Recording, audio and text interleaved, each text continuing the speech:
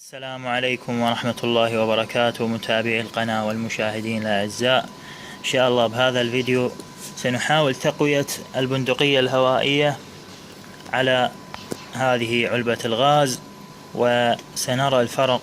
في البداية سنرمي ونرى مدى الضرر على هذه العلبة، ثم نقوم بتقوية البندقية، وسنجرب بعدها الرمي على هذه العلبة وسنرى الفرق إن شاء الله.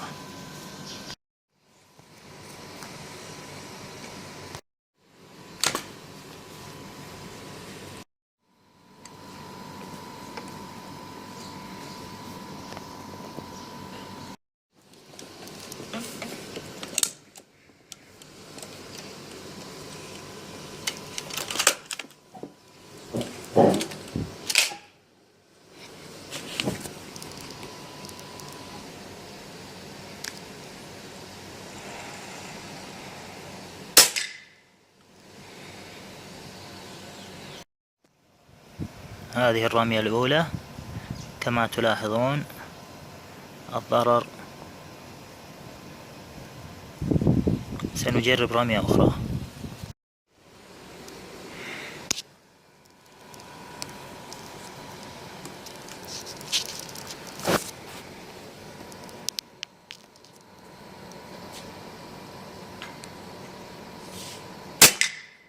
روح جيبها. جيب. هاي الرمية الثانية. نكتفي بهذا القدر إن شاء الله. الآن سننظف البندقية ونرى الفرق في قوة الرمية على هذه العلبة. طبعا هذه تلبية لبعض تساؤلات المتابعين أو المشاهدين بخصوص البندقية الهوائية. طبعا هاي صناعة تركي، كرال ماغنم كال 5.5 ملم، معروفة باسم أم التاج اللي تشوفونها أمامكم. يعني اللي مثلا يبي يبحث عنها أو يبي يشتري هيج نوعية، لكن لا يعني أنه هاي أفضل نوعية. اللي عنده إمكانية طبعا ومتوفر في بعض الأماكن نوعيات أخرى غير التركي والصيني.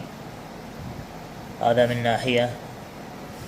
من ناحية أخرى البعض يسأل عن ناظور كيفية تركيبه على البندقية. طبعا هذا الناظور فيه قياسين: قياس سكة السلاح، يعني البنادق العسكرية اللي تشوفون هذه، لكن لو فليت البراغي هذه وقلبت على القياس الآخر اللي هو قياس البندقية الهوائية اللي مركب الآن. هاي من ناحية. من ناحية أخرى، في حالة يعني ارتخاء البراغي أو كانت أقصر، بإمكانك استبدالها ببراغي أطول بنفس القياس المطلوب. الآن إن شاء الله سنبدأ بفل براغي البندقية، وسأعلمكم إن شاء الله طريقة استبدال السبرينج في حالة تعطله، أو في حال شرائك لسبرينج أفضل يعني وأقوى، لأن هناك أيضا أنواع من السبرينجات. إن شاء الله الآن نبدأ.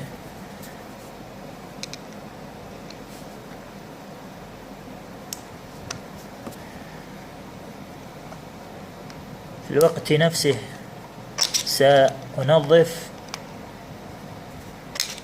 مكان السبرينج ومكان البم، وسنرى هل هناك فرق في قوة البندقية. لأن البندقية يعني الواحد لما يتركها فترة تترسب يعني الدهون وبعض الأتربة داخل الغطاء، غطاء السبرينج، فيحتاج هذا إلى تنظيف بين فترة وأخرى ودهن مكان البم، بم البندقية. بقي البرغي الأخير. طبعا هذا الأمان في السلاح في هذه البندقية، هذا الأمان. الآن لاحظوا لا يمكن ضغط الزناد. الآن يمكن ضغط الزناد.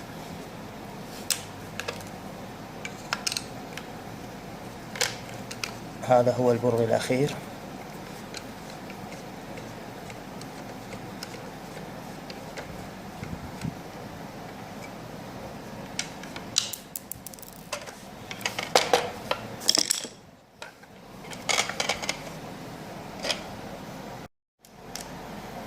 الآن دور البرغي اللي مرتبط مع فوهة البندقية وإلى أجزاء مكان الزناد. أيضا هناك برغي آخر.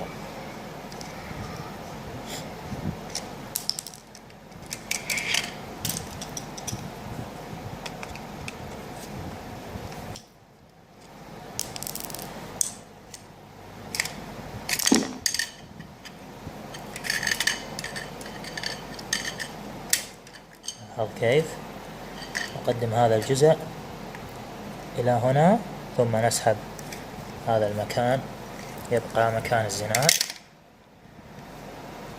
ما في أي مشكلة حتى وإن سقط. هذا نسحب للخلف. طبعا في حال يعني أردت إرجاع هكذا، الأمر بسيط جدا. هاي الزناد. بقى لنا مكان السبرينج والبام. لاستخراج السبرينج والبام تبعه نقوم بإخراج هذا البيم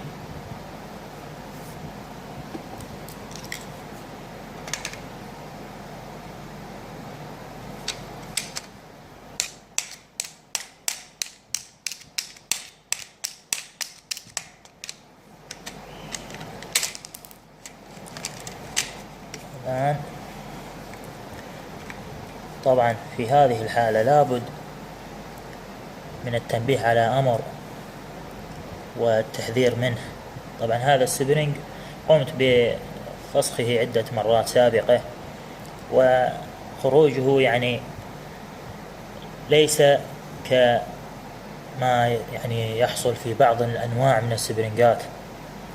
فأود أن ننبه على هذا الأمر. بعض السبرينجات تخرج بسرعة وبقوة، ممكن تؤدي إلى ضرب الشخص أو إن كان شخص حولك قريب. فأنصح أنه ارتداء النظارة، يعني الواحد يرتدي نظارة للوقاية لا أكثر، والله هو الحافظ. رأيتم خرج السبرينج كما تشاهدون. السبرينج ما فيه أي كسر. الآن مرحلة إخراج البام، ويتم إخراجه عن طريق هذا الجزء.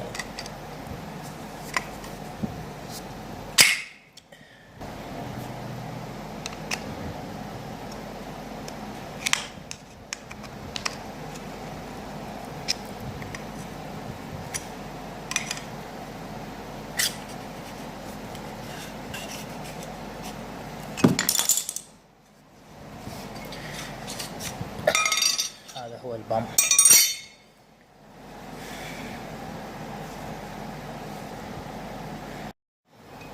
الآن إن شاء الله مرحلة تنظيف البام والأنبوب، والأدوات بسيطة، هي فقط يعني بعض من الدهن والقطن. كذلك إن كانت هنالك يعني فرشاة أسنان أو أي فرشاة أخرى يعني يمكن استخدامها لهذا الغرض.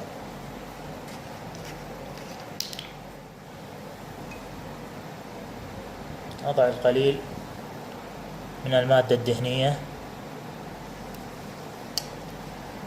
ونمسح الجزء العلوي من البام، ننظفه من جميع الشوائب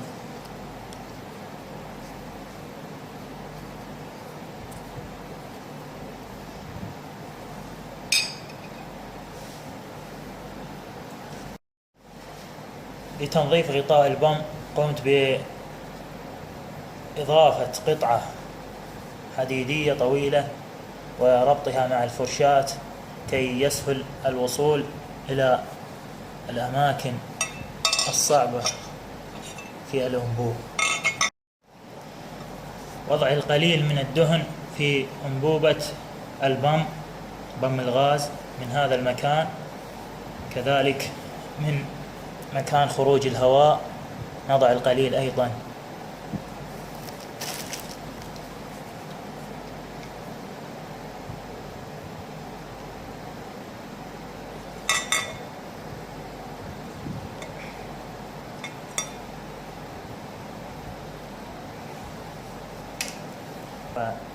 فهكذا تكون قد نظفت يعني الأنبوبة والبم. الآن إن شاء الله نبدأ بمرحلة إعادة تركيب أجزاء البندقية.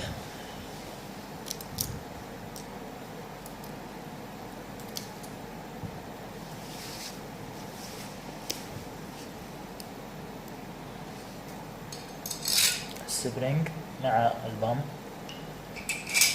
ثم هذه هي السبرينج.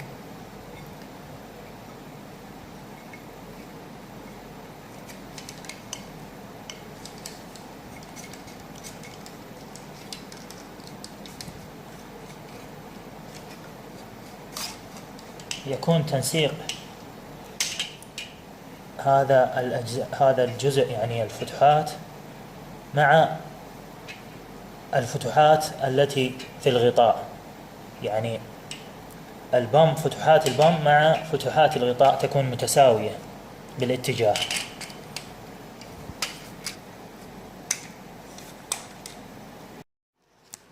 الآن تركيب فوهة البندقية مع غطاء البم. ركب هذا الجزء في البداية، ثم الزناد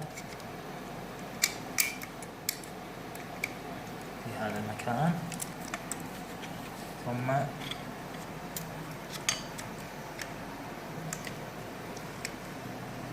هذا الجزء.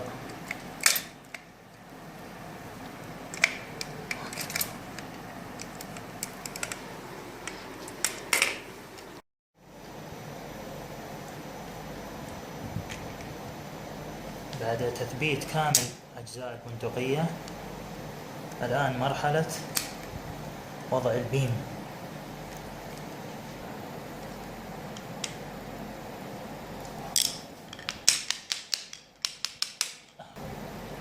الآن مرحلة شد البرغيين الأساسيات في تثبيت الأنبوب مع فوهة البندقية.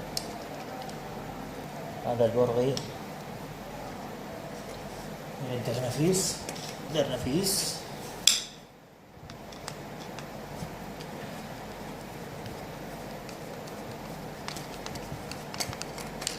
هنا من هذا.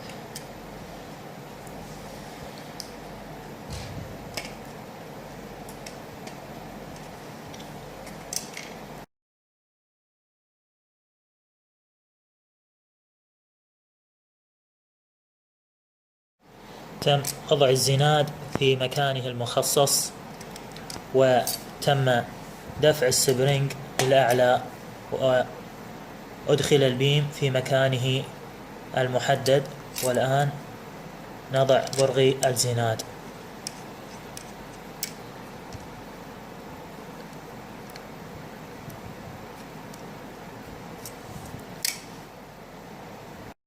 الآن نقوم بربط فوهة البندقية بالأنبوبة.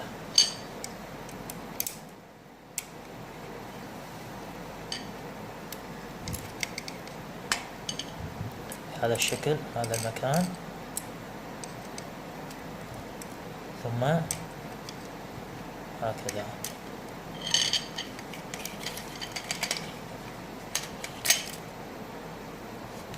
هذه الصورة.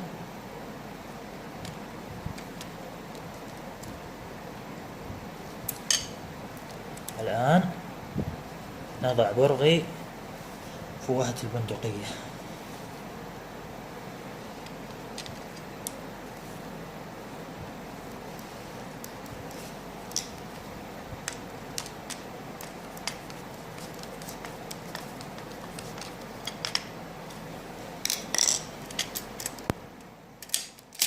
الآن البندقية جاهزة كي نركب عليها الغطاء الخارجي. نضع هذا الجزء في مكانه المحدد، ثم نحضر القطعة ونضع هذا الجزء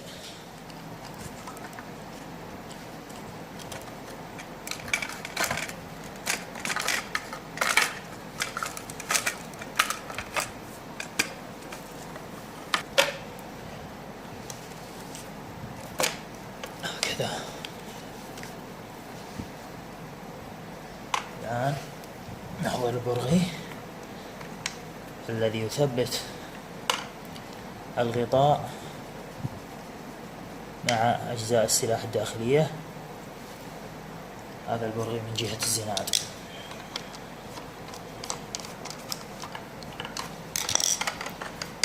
ثم دور البراغي، براغي الميمنة والميسرة.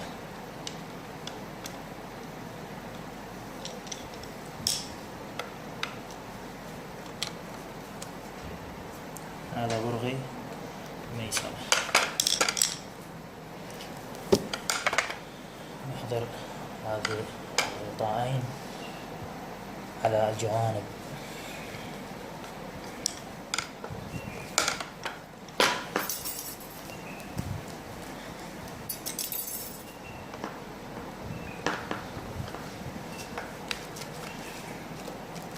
هكذا نكون انتهينا من تركيب أجزاء البندقية.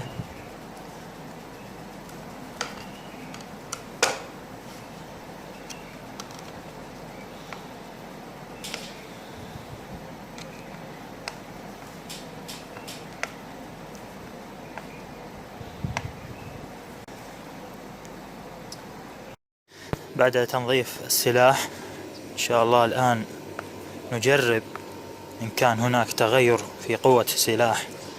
وهذا الفيديو طبعا بناء على طلب أحد الأصدقاء في المنشور السابق، وكذلك السلاح يعني تم عرضه يعني لمن يسأل عنه أيضا في منشورات سابقة. وإن شاء الله لما نقدر على شيء، يعني أحد يطلب شيء ونقدر عليه إن شاء الله نلبي لهم الطلب بأقرب فرصة نستطيعها إن شاء الله.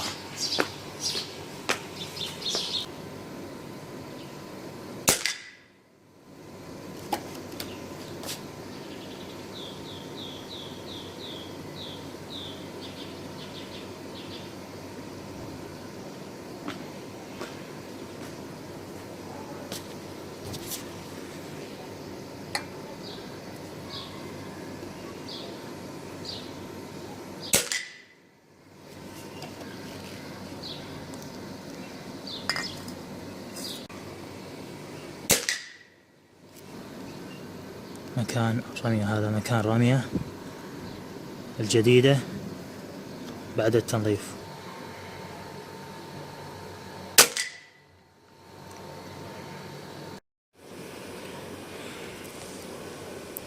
هذه رمية مباشرة قديمة قبل التنظيف، وهذه رمية جانبية أيضا قبل التنظيف.